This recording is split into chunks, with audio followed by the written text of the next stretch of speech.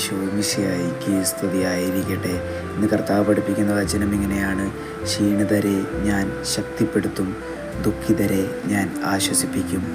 ജെറമിയ 31:25. ഈ വചനം വെളിപ്പെടുത്തുന്നത് ഇങ്ങനെയാണ്: നിങ്ങൾ ക്ഷീണിച്ചു, ജീവിതത്തിൽ ഒരുപാട് പ്രയാസങ്ങൾ നേരിടുന്ന സമയമായേക്കാം ഇത്. എന്നാൽ നീ കർത്താവിനെ ഒരു നിമിഷം ഓർക്ക്.